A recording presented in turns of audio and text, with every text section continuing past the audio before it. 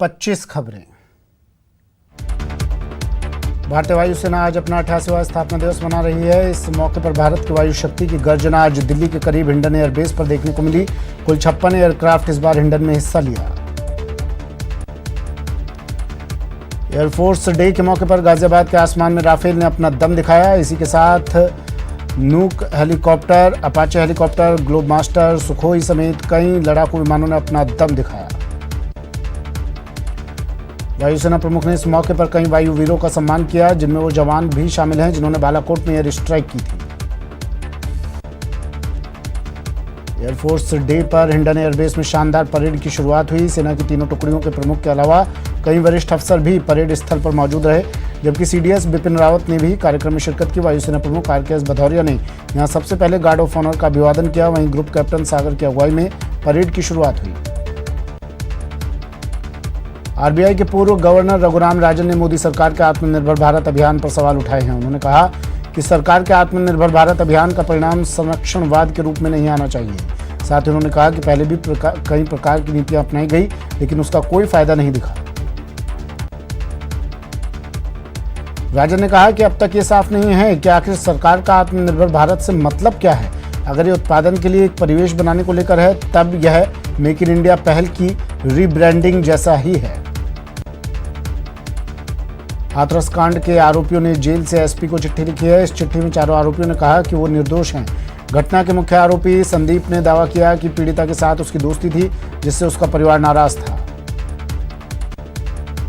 संदीप के मुताबिक ये पूरा मामला ऑनर किलिंग का है। संदीप ने कहा कि घटना के दिन पीड़िता ने मुझे मिलने के लिए खेत में बुलाया था। जब वहां गया तो पीड़िता के साथ उसकी मां और भाई मौजूद थे।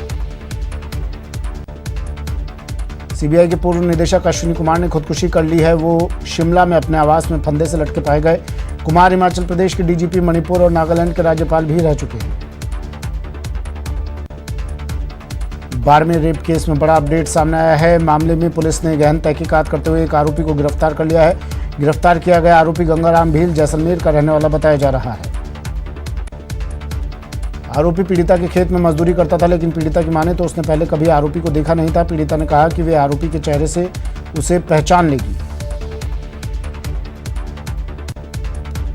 कोटा के सुकेत कस्बे में बीती रात पैसे के लेन देन के विवाद में ताऊ और भतीजे पर 4 लोगों ने घर में घुसकर चाकू से जानलेवा हमला कर दिया।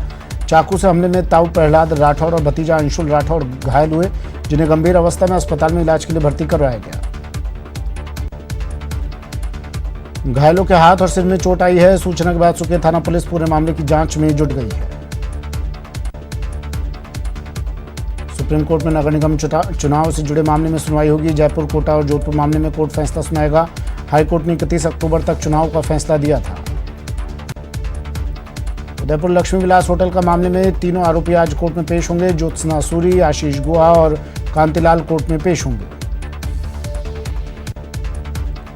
राजस्थान में मौजूदा कोरोना गाइडलाइन के मुताबिक 31 अक्टूबर तक स्कूल और कॉलेज बंद है, लेकिन केंद्र सरकार ने अनलॉक 5 में 15 अक्टूबर से स्कूलों को खोलने के लिए मिली छूट के बाद राज्य सरकार भी स्कूलों को खोलने पर विचार कर रही है।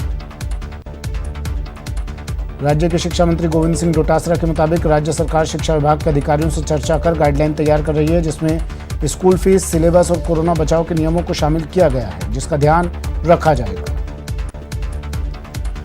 देश में पिछले 24 घंटों में 78,524 नए मामले सामने आए हैं, जबकि 971 लोगों की मौत हुई है। करीब 75,000 से ज्यादा लोग रोज कोरोना से मुक्त हो रहे हैं, लेकिन एक्टिव केसों की तुलना में रिकवरी 6.3 गुना ज्यादा है। केंद्र सरकार के आधिकारिक आंकड़ों के अनुसार भारत में कोरोना वायरस के मामले 68 लाख के पार हो गए हैं। इनमें से 9 लाख से ज्यादा केस अब भी एक्टिव हैं। देश में कोविड-19 के चलते अब तक 1,05,526 लोगों की मौत हुई है। वडोदरा में कोरोना की तेज रफ्तार जारी है। बुधवार को 2,151 नए केस आए, जबकि 16 मरीजों की मौत हुई। वहीं 2,000 से ज्यादा मरीज रिकवर भी हुए हैं।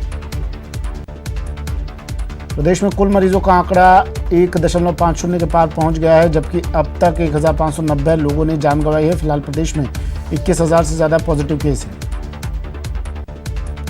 कोटा में कोरोना से एक और मरीज की मौत हो गई। देर रात को बुजुर्ग मरीज ने कोविड अस्पताल में इलाज के दौरान दम तोड़ दिया।